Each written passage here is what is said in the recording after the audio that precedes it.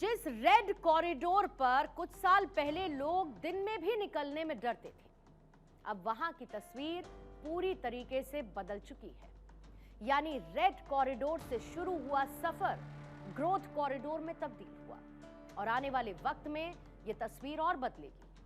प्रधानमंत्री मोदी और अमित शाह की सुरक्षा और विकास, सिक्योरिटी एंड डेवलपमेंट की दोहरी रणनीति ने न केवल बंदूकों को खामोश किया, बल्कि पशुपतिनाथ से लेकर तिरुपति तक फैले उस पूरे क्षेत्र की नियति को बदल दिया जिसे कभी रेड कॉरिडोर का काला साया माना जाता था और यह विकास से काफी दूर था।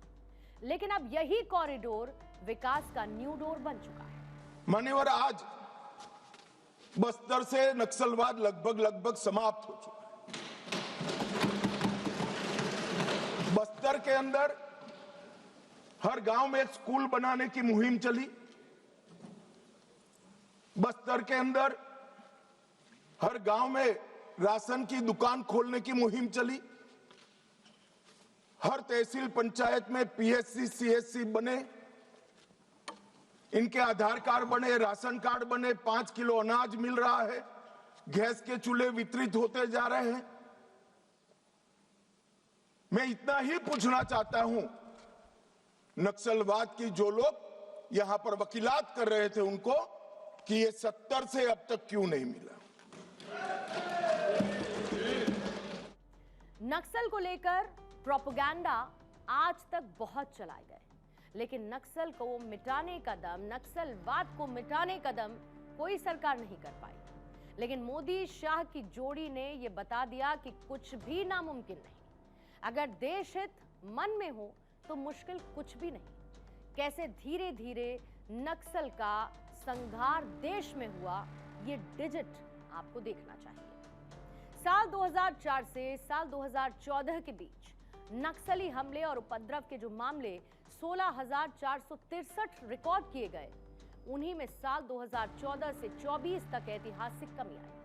साल 2014 से लेकर 2024 के बीच यही मामले सिर्फ 7,744 रह गए।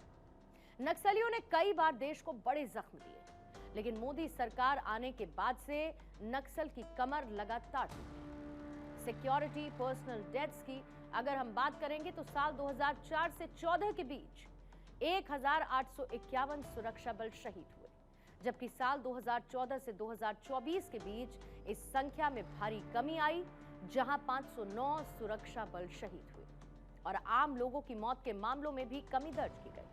मोदी सरकार से पहले यानी साल 2004 से 14 के बीच 4,766 लोगों की मौत हुई, जबकि मोदी सरकार के आने के बाद 1,495 सिविलियंस नक्सलवाद का शिकार हुए।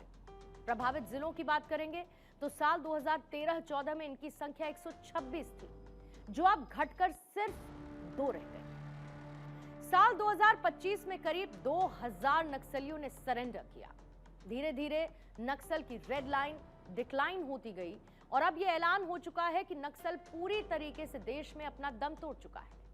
नक्सल पर न सिर्फ प्रचंड प्रहार हुआ, बल्कि प्रधानमंत्री मोदी और अमित शाह ने नक्सल के गले की वो नस काट दी जिससे नक्सलिज्म को खाद पानी मिल रहा था।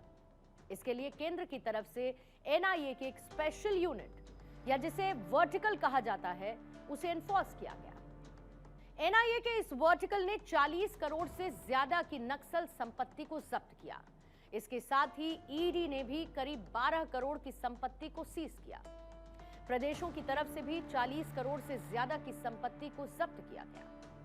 प्रधानमंत्री मोदी के सबका साथ सबका विकास के मंत्र ने मैजिक कर दिखाया है। अमित शाह की जीरो टॉलरेंस पॉलिसी और अभेद्य सुरक्षा चक्र ने देश से आज नक्सल के नामो निशा को मिटा दिया है। गृह मंत्रालय की प्रोएक्टिव अप्रोच और सुरक्षा बलों के स्ट्रैटेजिक ऑपरेशंस का ही नतीजा है कि हिंसा की जगह अब विकास ने ही ले ली। और यही न्यू इंडिया की न्यू डेफिनेशन भी है और ये जीत बताती है कि एक बार जो मोदी शाह की जोड़ी सोच लेती है, फिर चाहे कुछ भी हो, वो काम पूरा होकर रहता है।